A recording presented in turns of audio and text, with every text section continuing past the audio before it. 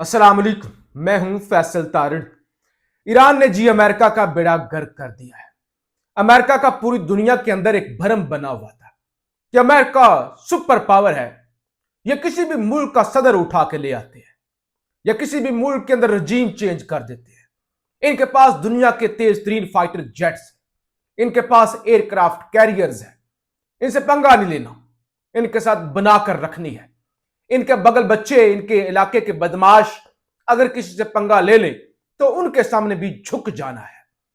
आपस में इत्तेहाद कायम नहीं करना, अमेरिका की गुलामी मंजूर करनी है। अमेरिका के सामने एब्सोल्युटली नॉट नहीं कहना, वरना ये रजीम चेंज कर देंगे। ये जो भी कर दें, ये जालिम के साथ खड़े हो जाए और ये इत्तेहाद और अमन का नारा लगा दें कि हम पीस बोर्ड बनाने लगे हैं, तो कोई सवाल पूछे बगैर इनके साथ खड़े हो जाना है और बूट की सारी जो है वो धूल मट्टी वो अपनी जुबान के साथ साफ करनी है। कहना है ये खित्ते का सबसे बड़ा मसीहा है, ये सबसे बड़ा लीडर है, ये अमन का दाई है और इससे बड़ा कोई लीडर मां ने पैदा ही नहीं किया। बस उसकी दिन रात तारीफें करनी है। इस तरह आपका इक्तदार चलता रहेगा। इनके डॉलर के साथ पंगा नहीं लेना। ये जिस मुल्क पर चाहे हमला कर दे, जिसको चाहे एटमी हथियारों के नाम पर तबाह कर दे, बस इनके सामने सर नहीं उठाना, बल्कि इनके साथ शामिल होकर दूसरे ममालिक को तबाह करना है। ये पिछले 100 सालों से यही कुछ होता हुआ आया है। जहां चाह रजीम चेंज कर दिया, जहां चाह कहा यहां तो वेपन्स ऑफ मैस डिस्ट्रक्शन है। लीबिया को तबाह कर दो, इराक को तबाह कर दो, शाम को तबाह कर दो, यमन को तबाह कर दो। लेकिन ईरान की जब बारी आई तो यह मामला उल्टा साबित हुआ। अमेरिका को लगा 24 घंटों का काम है, खामनाई को शहीद कर देंगे और बस ये गए और वो आए। लेकिन जो पिछले 3 हफ्तों में वाकयात हुए हैं और हमने आपके सामने रखे हैं, उन्होंने सब कुछ उल्टा कर दिया। अभी गेम बड़ी दिलचस्प हो गई है। चाइना नई सुपर पावर बनने जा रहा है और किस तरह बनने जा रहा है, ईरान ने क्या गेम डाली है, अडियाला जेल से क्या खबरें आ रही हैं, वो सब कुछ आपके सामने रखने। आपसे गुजारिश है इस यूट्यूब चैनल को जरूर सब्सक्राइब कर लें, वीडियो को लाइक शेयर जरूर किया करें और आपका फीडबैक बड़ा जरूरी होता है, फीडबैक जरूर दिया करें। मैं आपके सामने खबर रखने लगा हूं, बहुत बड़ी खबर है मौजूदा तनाजर के अंदर। खबर है जनाब, ईरान की जानब से यह दावा किया गया कि so far over 20 countries have reached out to Iran to align with its new framework for management the Strait of Hormuz.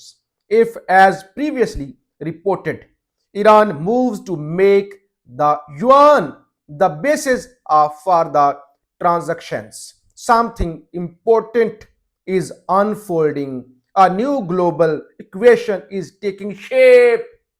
कहा भाई हमारे साथ मुख्तलिफ मुमालिक ने राब्ता किया और अब हम ट्रांजैक्शंस डॉलर्स के अंदर नहीं करेंगे, डॉलर के अंदर नहीं करेंगे। अब ट्रांजैक्शंस होंगी युआन के अंदर, जो कि चाइना की करेंसी है। आओ, अगर करनी है तजारत, अगर अपने बैरी बेड़े शिप्स गुजारनी है, तो फिर लेन देन जो करना होगा वो युआन के अंदर करना होगा, डॉलर्स के अंदर नहीं करना होगा। अमेरिका की करेंसी को तस्लीम नहीं किया जाएगा, बल्कि चाइना की करेंसी युआन एक नई ताकत बनेगी, एक नई करेंसी आएगी। करेंसी तो पहले से है, यानी उसके अंदर लेन देन होगा। जैसे डॉलर एक यूनिवर्सल करेंसी बन चुकी है कि हर जगह पे एक्सेप्टेबल होता है, तिजारत डॉलर के अंदर होती है। और डॉलर की वजह से पाकिस्तान जैसे मुल्कों का कबाड़ा निकला हुआ, डॉलर इतने होते नहीं, तिजारत सारी डॉलर के अंदर होती है। फिर वो डेफिसिट हो जाता है, फिर मामला खराब होते हैं। जो डॉलर पड़े होते हैं उठा के वो तेल खरीदने के अंदर लगा देते हैं, मैशतों का बेड़ा गर्क हो जाता है। और इसलिए सारी दुनिया की मैशतें जो है वो अमेरिका की गुलाम बनी हुई है। तो ईरान कहते हैं अब ऐसा नहीं होगा, अब नई जो माशी सुपर पावर होगी वो चाइना होगी। रूस इससे पहले ये कोशिश कर रहा था, रूस और चाइना आपस में एक दूसरे की करेंसी के अंदर ही जो है वो तिजारत करने की कोशिश कर रहे थे, लेकिन अमेरिका ने फिर रूस को अच्छा खासा डेंट डाला। बहरहाल मैं अब आपके सामने अडियाला जेल से जुड़ी हुई एक खबर रख दूं और फिर बाकी जो खित्ते के मामलात हैं, ईरान किस पर हमला कर रहा है, कौन सा जहाज तबाह हुआ, ईरान पर कितने हमले हुए, वो भी आपके सामने रखता हूं। शबीर डार, ये रिपोर्टर है जियो न्यूज के, अडियाला जेल को कवर करते हैं, हमारे दोस्त हैं, उन्होंने खबर लगाई है। पिछले वीलॉग में मैंने जिक्र किया था ना कि आज ईद के दिन खान की बच्चों से बात करवाई जा सकती है, बुशरा बीबी से मुलाकात हो सकती है। वो कहते हैं according to the jail sources Imran Khan was allowed to speak with his children, his sons Suleman Khan and Qasim Khan had a conversation with their father for around 25 to 30 minutes, during which they inquired about his health and well-being. कहते 25 से 30 minute Khan के बच्चों के साथ बात करवाई गई है और उन्होंने खान का हाल चाल पूछा है। तो ये एक बहुत बड़ी डेवलपमेंट तो नहीं है, लेकिन खान को जिस तरह से तनहा कर दिया गया है, मुलाकातें नहीं हो रही पिछले 3-4 महीनों से, खान की आंख का मसला भी है, तो इस मौजूदा सिनेरियो के अंदर खान के लिए ये एक बड़ी खुशखबरी है। अच्छा जी, आज ईरानी सदारती उम्मीदवार सईद जलीली, उनका एक इंटरव्यू सामने आया है। वो कहते हैं मैदानों में अवाम की मौजूदगी मिसाइल से भी ज्यादा अहम है, क्योंकि इसने दुश्मन के मामलात बिगाड़ कर रख दिए हैं। दुश्मन इसी मुकाम पर आकर फंस चुका है कि जहां वो कहता था कि उसे ताकत हासिल है, यही दुश्मन कहता था कि हम ईरानी तेल का एक बैरल भी फरोख्त नहीं होने देंगे। आज यहां से तेल का एक बैरल तो क्या 1 लीटर भी नहीं निकाल सकता। और उन्होंने कहा ईरानी ये रजीम चेंज करना चाहते थे ना, ईरानी सड़कों पर आ गए हैं और उन्होंने मुंह तोड़ जवाब दिया। बीबीसी, मैंने हालांकि मैं पिछले वीलॉग में जिक्र कर चुका हूं, लेकिन बीबीसी की अभी तफसीली स्टोरी सामने आई है। बड़े बेआबरू होकर तेरे कूचे से हम निकले, यह बीबीसी स्टोरी का टाइटल है। अमेरिका का ईरान जंग खत्म करने पर गौर, अपनाए हुर्मज की निगरानी दूसरे मुल्क करें। ट्रंप का कहना है कि अमेरिका मशरिक वस्ता में ईरान के खिलाफ फौजी कार्रवाई खत्म करने पर गौर कर रहा है, ताहम अपनाए हुर्मज की हिफाजत उन ममालिक को करनी होगी जो उसे इस्तेमाल करते हैं। कहते भाई करें ना हिफाजत, तुम जानो तुम्हारा काम जाने, भाग रहा है। आज नतंज के अंदर जो एक फैसिलिटी है ईरान की न्यूक्लियर, और इस पर पहले भी अटैक हो चुका है, शायद वो फंक्शनल भी ना हो, उस पर अमेरिका ने अटैक किया है।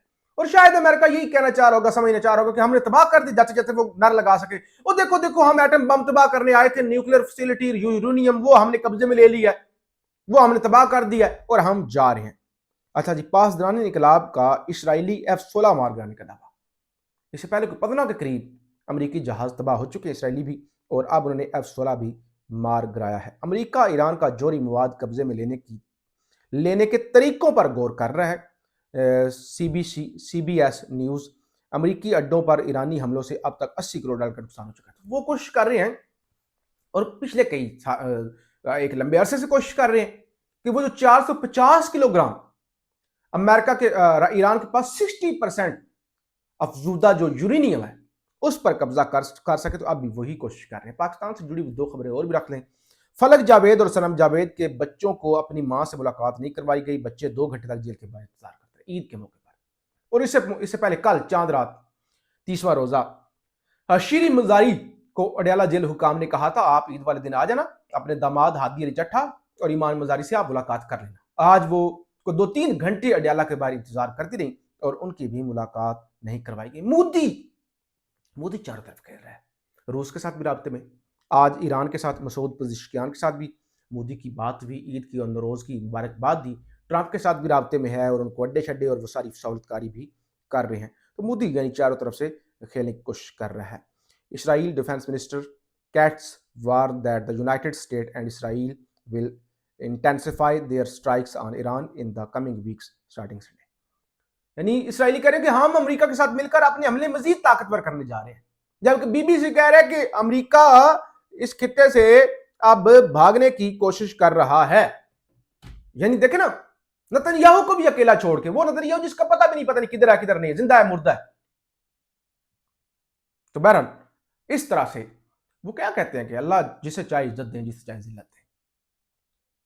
कमजोर ईरान कमजोर है जी, और ईरान ने पूरे खित्ते के अंदर जो ताकत का तवाज़ुन था ना, उसको बदल कर रख दिया। हम आपको रिपोर्ट करते रहेंगे, फीडबैक जरूर दीजिएगा। पाकिस्तान जिंदाबाद।